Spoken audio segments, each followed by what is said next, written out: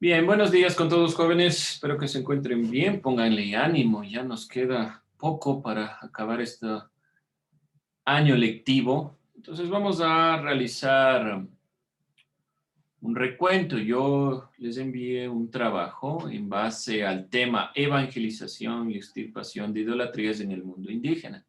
Pero vamos a hacer un recuento. Es importante irnos guiando frente a esta perspectiva. Primero, ¿qué les pareció? ¿Estuvo fácil, difícil? No entendí nada, Licen, de las diapositivas. Vamos a ir evaluando esa consideración, ¿sí? Entonces, en base a eso, vamos a comenzar con esta perspectiva. No se olviden, ¿cuál es nuestro tema en sí mismo? Evangelización y extirpación de idolatrías. Pero, bueno, sabemos que aquí hay un error. En 1492 se generó la llegada de los españoles, el así supuesto llamado descubrimiento de América. ¿Y por qué supuesto descubrimiento? Porque en la actualidad sabemos muy bien que no hay ningún tipo de descubrimiento, sino es una llegada de conquista. Aquí nacen las preocupaciones centrales de la Iglesia y la corona española por la transmisión de la fe cristiana. ¿Qué es evangelización? ¿Qué entienden ustedes por evangelización? ¿Qué será propiamente evangelizar? Dar una religión a un pueblo que no cree en eso o a una ciudad o algo por el estilo. Ya, pero ¿cómo le doy? O sea, conquistándoles y o poniéndoles de eso. No, Sigue un poquito la duda. No, sí, sí, estamos, no está mal, pero quisiera que sea un poco más concreto. ¿Cómo le damos esa o cómo llevamos esa religión? La conquista habría que, si dice la conquista, ¿cómo? Me refiero ya concretamente cómo llevamos estos elementos de lo que es la evangelización. Vamos a ir a seguir preguntándonos, ¿qué es evangelizar? ¿Qué entendemos propiamente por evangelizar? Nayeli, ¿qué entiende usted por evangelizar?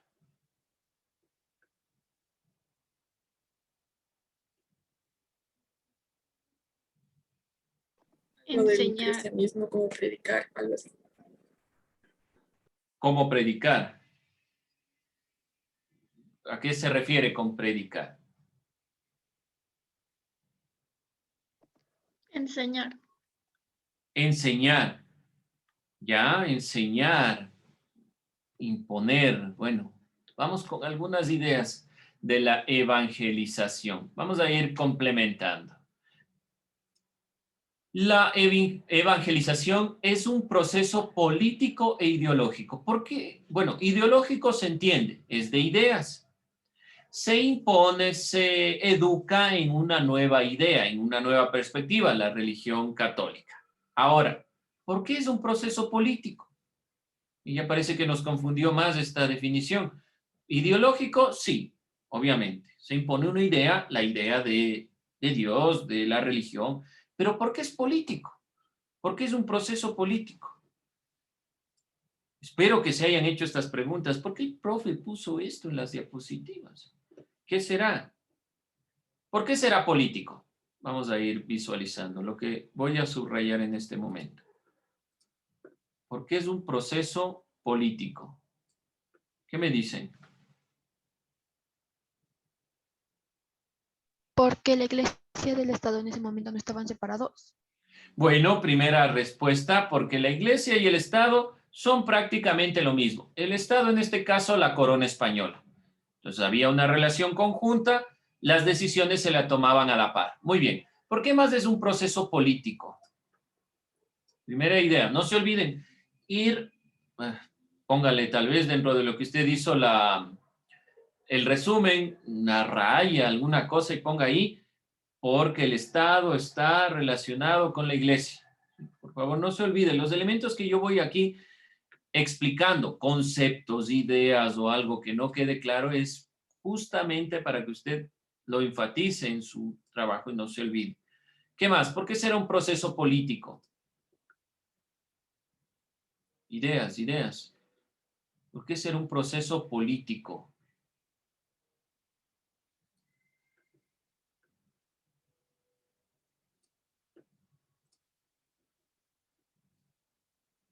Ariana Albuja, ¿qué me dice? ¿Por qué es un proceso político, según usted?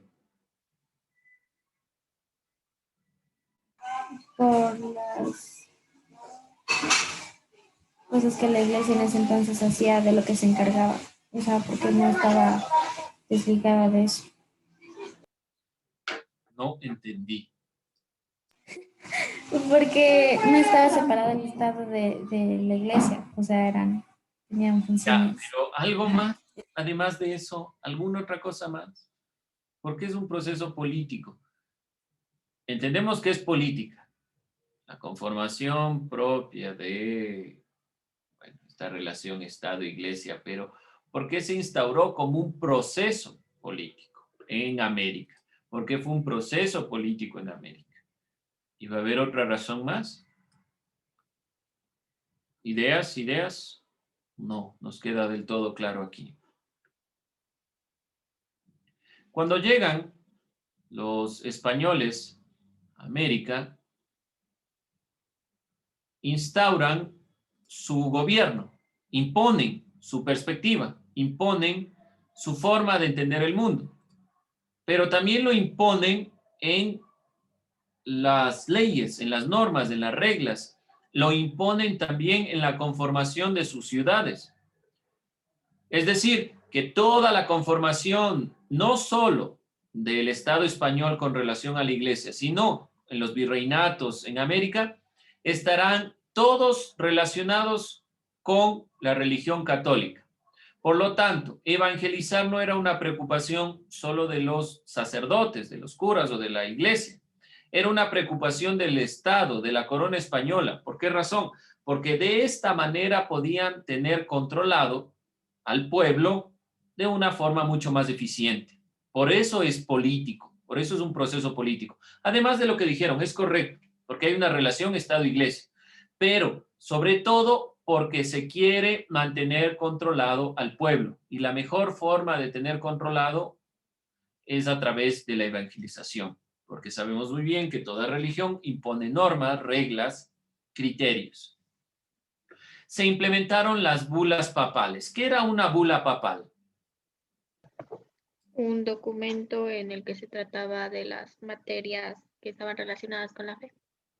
Ya era un documento, no se olviden, este documento era dirigido por el Papa, es decir, que el Papa expresamente imponía una normativa, una regla en cuestiones religiosas. Solo el cobro de diezmos se encargó la corona española. Pero, por ejemplo, ¿cómo se iba a evangelizar? ¿A qué grupo se iba a evangelizar? ¿De qué manera? ¿Cómo se iba a llegar a las personas? ¿Cómo se iba a imponer la religión? Todo eso estaba dictaminado a través de las bulas papales.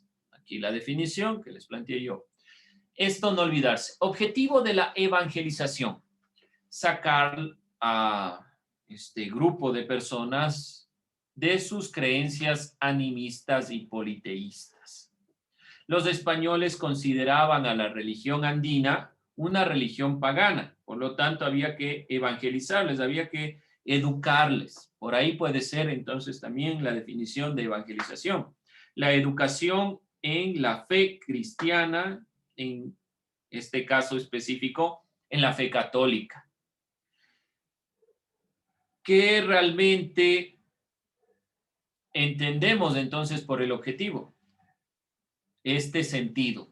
Pero en este sentido, y creo yo, hay un objetivo más político o en un sentido mucho más político en la época colonial, que es sobre todo el mantener el control y poner sus criterios. Dentro de esta consideración, entonces, vemos el objetivo de la evangelización. En principio, la evangelización fue de carácter rápido, superficial, lo que se quería era bautizar y llegar a las personas. Pero después se crearon instituciones que estaban ligadas a esta perspectiva. Entonces hay dos procesos. Vamos con esos procesos. Esta línea de tiempo sintetiza todo el proceso. La evangelización se dio durante el siglo XVI y comienzos del siglo XVII. ¿Qué se creía? Bueno, ya llegamos a los indígenas, al pueblo, y están evangelizados, bautizados, entonces ya creen, ya tienen nuestras creencias.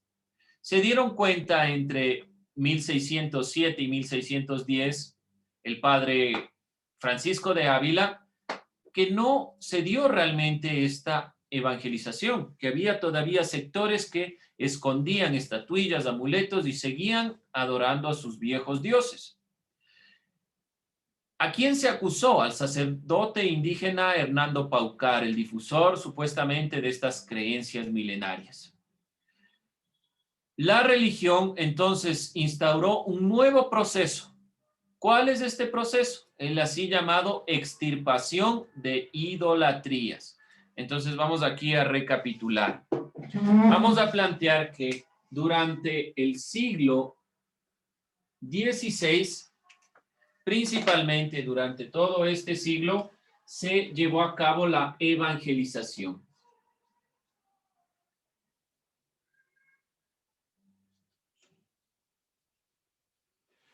A comienzos del siglo XVII se descubrió que no se dio tal evangelización, que no se llegó a evangelizar. Esto duró siglo XVI hasta principios del siglo XVII.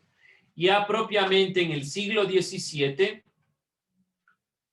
algo del siglo XVIII, pero sobre todo el siglo XVII, como vemos en esta imagen, se puede ver la campaña de extirpación de idolatrías que se llevó a cabo 1609, 19, 25, 71, siglo XVII. Se llevó a cabo otro proceso. Este proceso se fue a llamar extirpación de idolatrías. ¿Qué es una idolatría? ¿Qué entendemos por idolatría?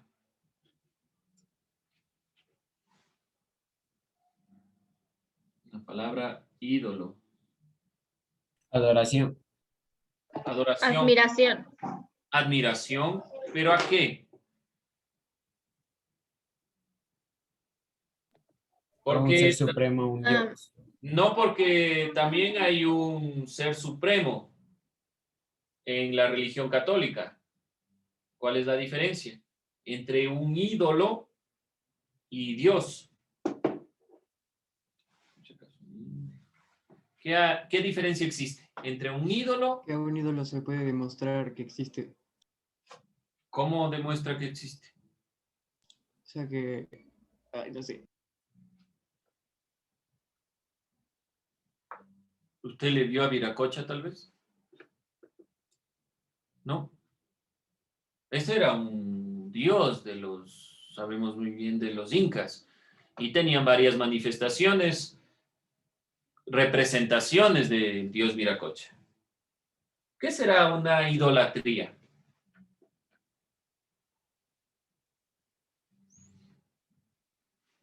Vamos recordando esta perspectiva. Aquí dice, propiamente nos dice, encontraron un sinnúmero de estatuillas de ancestros y amuletos. Entonces, evidentemente es alguien a que lo que creemos, pero la idolatría no es en el mismo sentido de este Dios cristiano, sino la perspectiva de una serie de objetos que representan un sinnúmero de dioses. Las idolatrías son estos objetos que representan a Dios.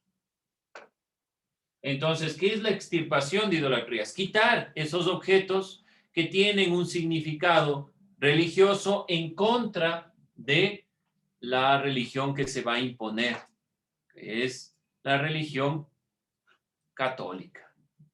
Entonces, propiamente ahí, vamos entendiendo este sentido de las idolatrías y la extirpación de las idolatrías.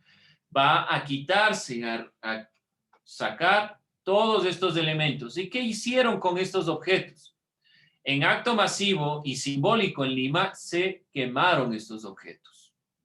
Se juzgó y sentenció a Hernando Paucar como el líder de esta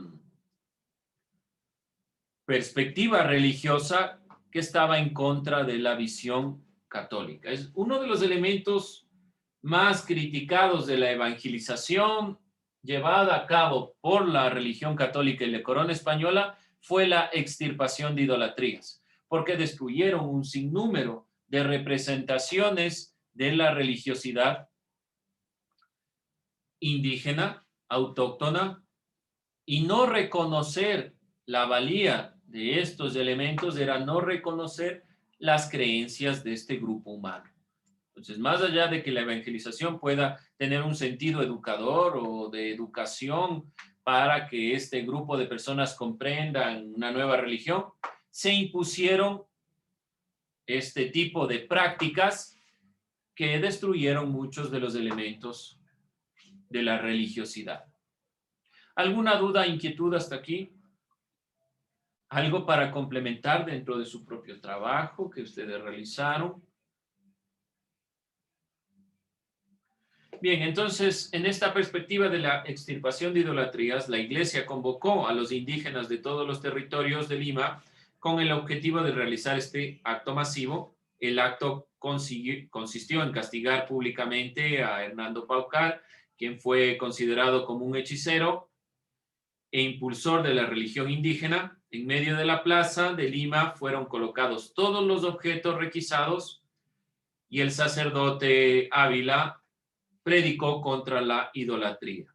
Paucar fue juzgado, sentenciado, fue maltratado realmente. Se incendiaron todos los ídolos y amuletos en una hoguera pública. Ávila fue nombrado visitador de idolatrías y prosiguió sus investigaciones sobre otro sinnúmero de idolatrías que fueron apareciendo a lo largo de estas épocas, todo siglo XVII.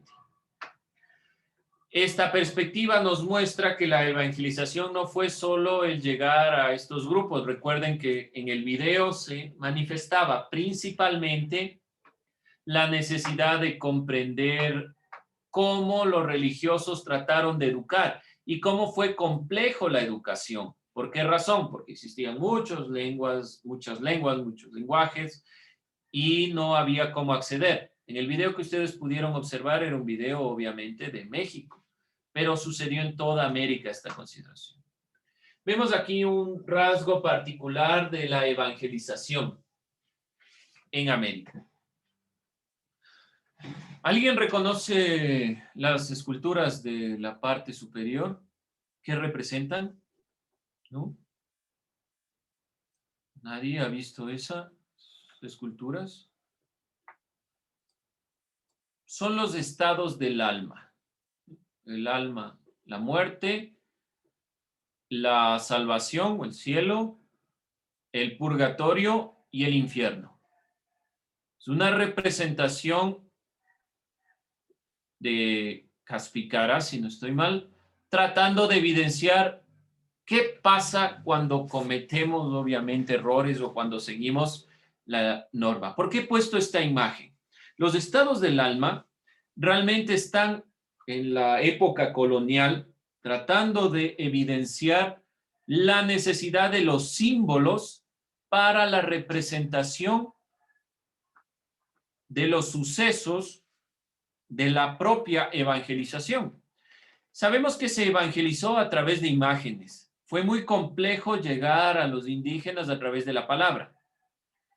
Se utilizaron entonces este tipo de símbolos, esto propio del arte barroco en nuestro país, que demuestran qué pasa si usted incumple las normas, las perspectivas, las ideas después de la muerte. Entonces son todos los estados del alma tratando de evidenciar lo que debe obviamente y no hacer. A la derecha vemos una imagen de la extirpación de idolatrías, ya realmente lo que sería el libro de la extirpación de idolatrías, escrito por el padre José de Arriaga, en una de las pocas primaria sobre este tema de lo que se hizo y está dirigido al rey.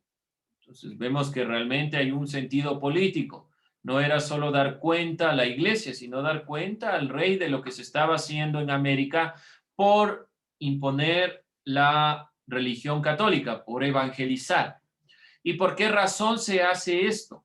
Porque a España se le concedió tener los territorios en América porque supuestamente venían a evangelizar, no a obtener réditos. Por eso también fue una campaña política, porque España justificó su llegada a América con la idea o con la perspectiva de evangelizar.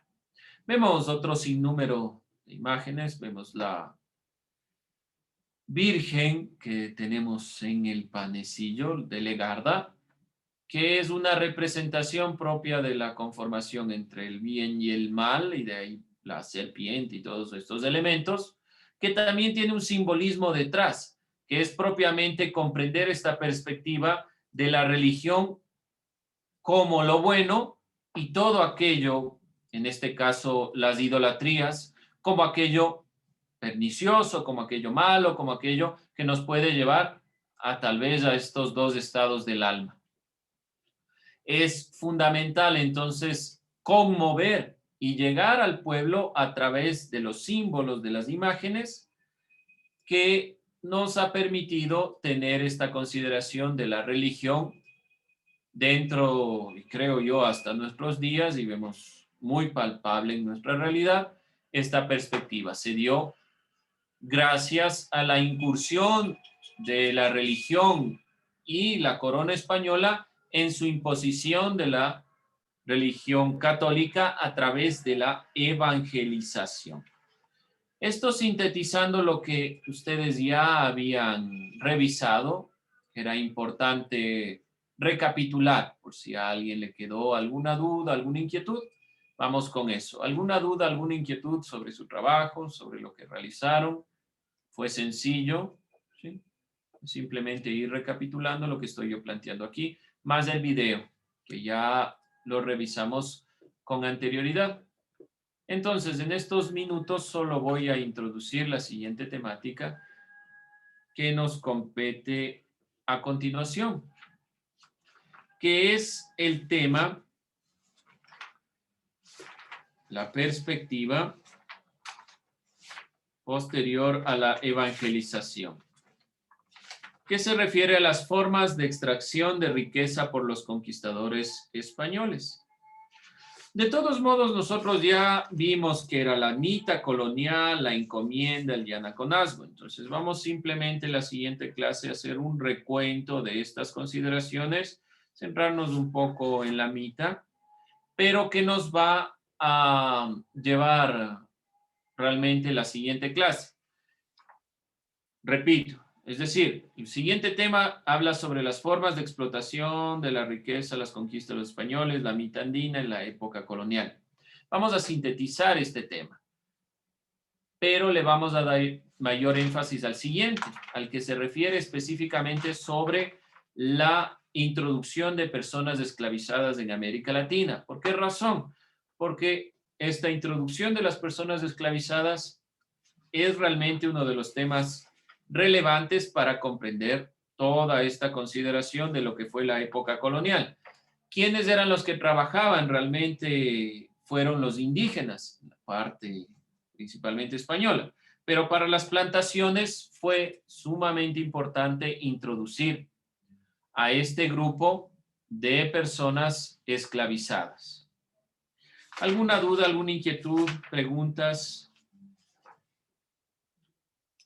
Bien, jóvenes, vamos entonces a ir cerrando esta clase. Voy a ir tomando lista y podemos cerrar ahí.